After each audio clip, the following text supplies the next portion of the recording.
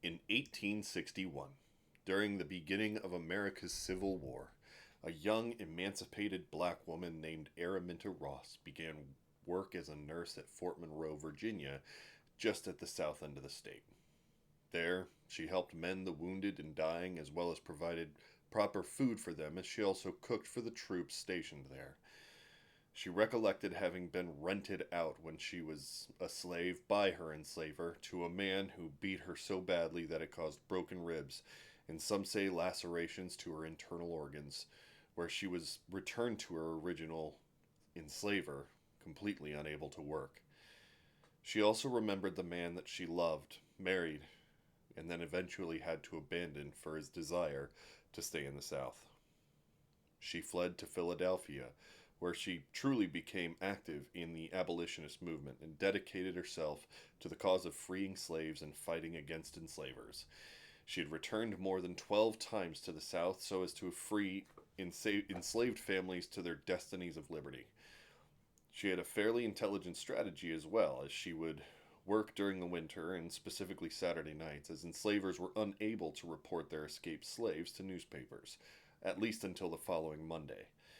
But her dedication and courage for this country and her people would forever be enshrined in American history under the name she eventually took upon herself, some believe inspired by her mother, Harriet Tubman.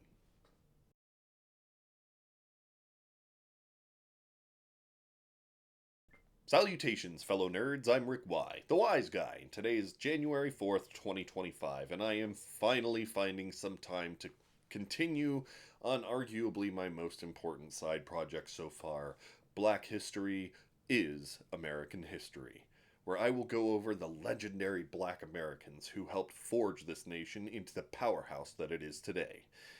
In this, I hope to help fight back some of the ugliness that has come out of racist movements that have made efforts to silence or erase contributions that black Americans have offered in the face of mistreatment that they face even unto today.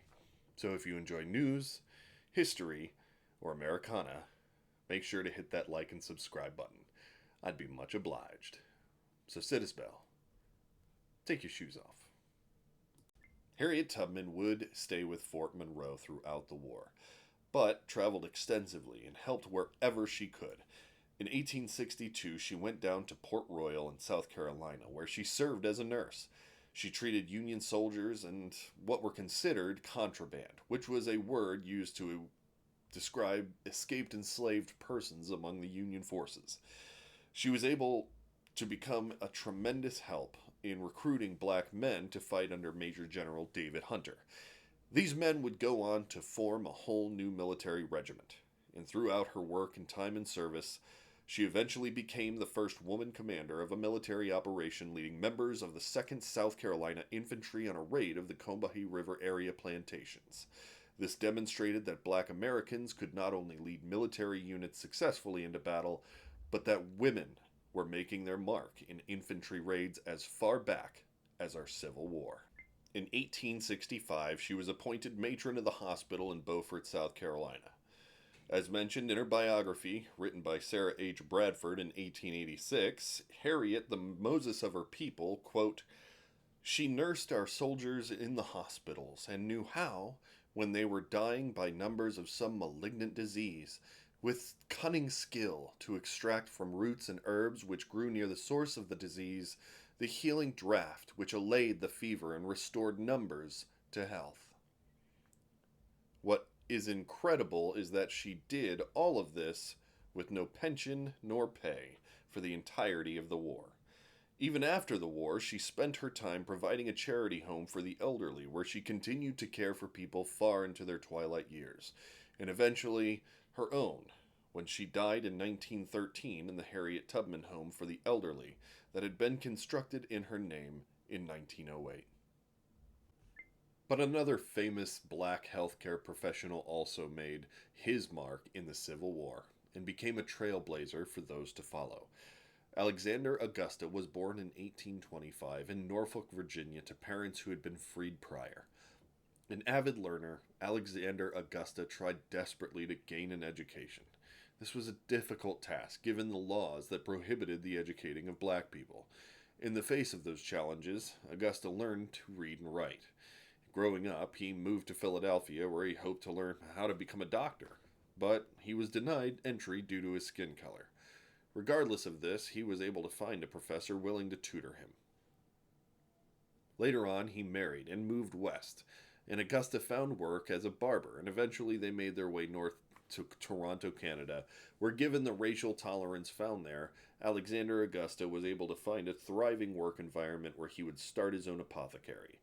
There, he was accepted into Trinity College, where he would eventually graduate with a bachelor's in medicine, with the president of the college saying that Augusta was one of the most brilliant students. He then began his own business, where he treated patients of all skin colors and incomes, and later being appointed to the position of the head of the Toronto City Hospital. Yet, despite growing ever fond of his new and thriving career, Augusta was unnerved by the politics in his home country as it began the throes of civil war. In 1863, Abraham Lincoln signed the Emancipation Proclamation and allowed for the recruitment of black people to the Union Army, and Augusta found himself inspired into that action.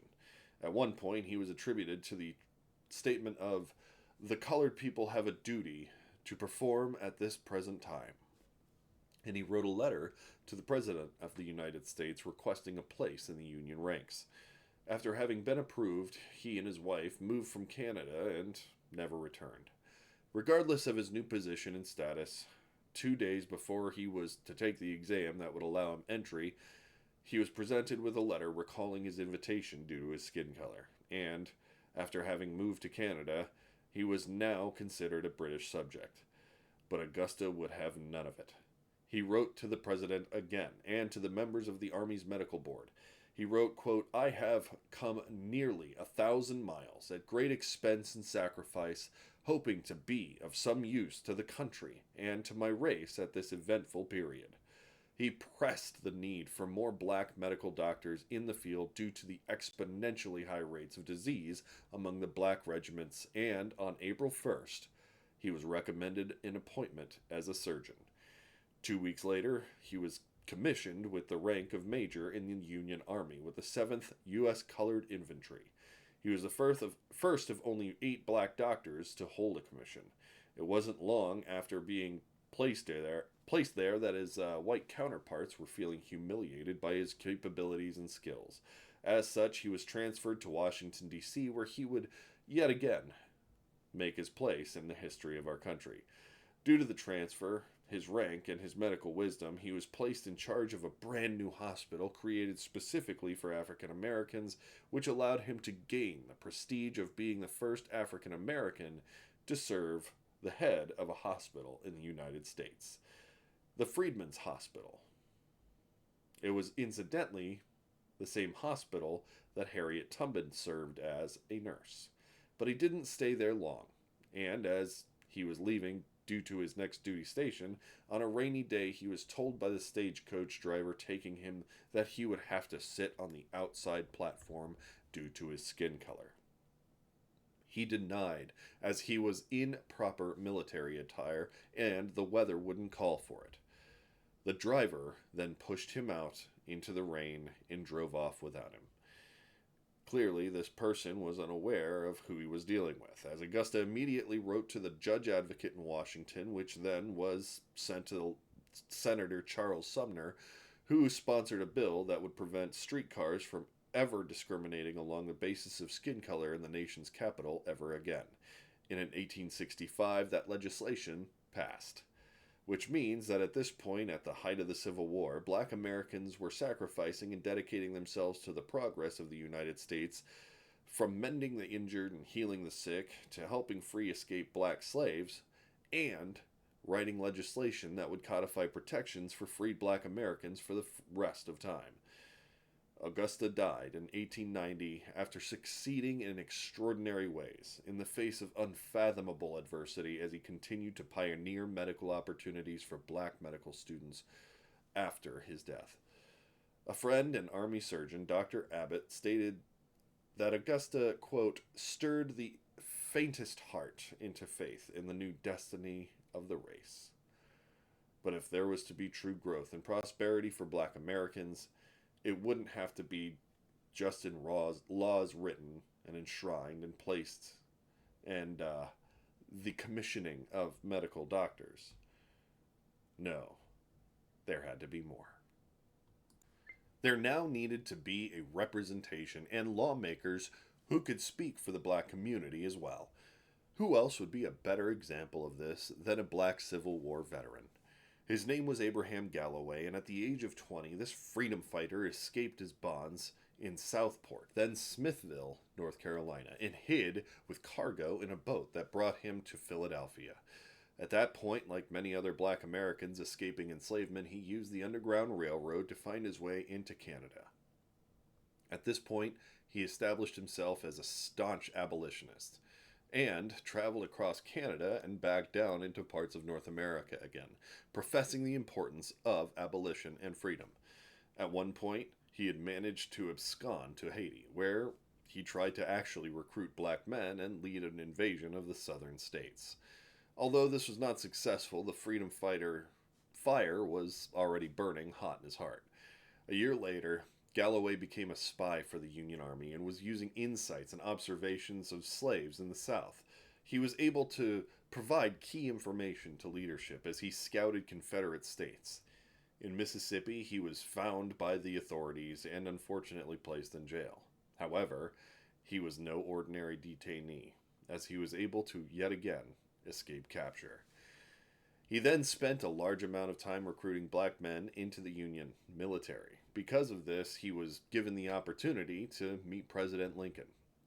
He took this opportunity to advocate still for black Americans by requesting that African Americans were to be granted citizenship and suffrage for having served their country. Not long after his noble service to the armed services, he returned home to North Carolina and settled down with a wife, where they had a son. And after the war in 1868, he ran for office and was duly elected as a Republican in the North Carolina State Assembly. At that time, he was chosen as an elector and became the first black American to be a member of the Electoral College. But the fire in his heart to combat injustice never left, as he also helped create a militia specifically designed to combat the Ku Klux Klan through a bill called the Schaffner Act in the aftermath of the overwhelming defeat and subsequent surrender of the Southern Confederate States. In 1870, he was appointed to a second term in office, where he unfortunately passed away at 33 of an unknown illness.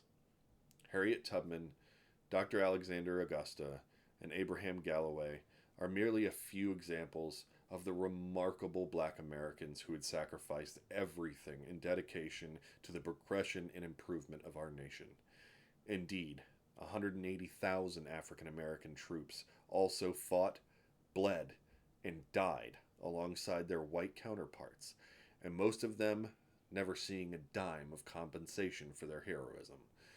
In the following years, throughout the period of Reconstruction, black Americans would still face tremendous adversity through racism, segregation, and a further flagrant disrespect for fellow human beings in a labor system that arose in the South in their humiliating defeat and surrender known as sharecropping. So if you enjoyed the content, news, history, and Americana in general, again, make sure to hit that like and subscribe button. Until next time, fellow nerds, y'all come back now. You hear?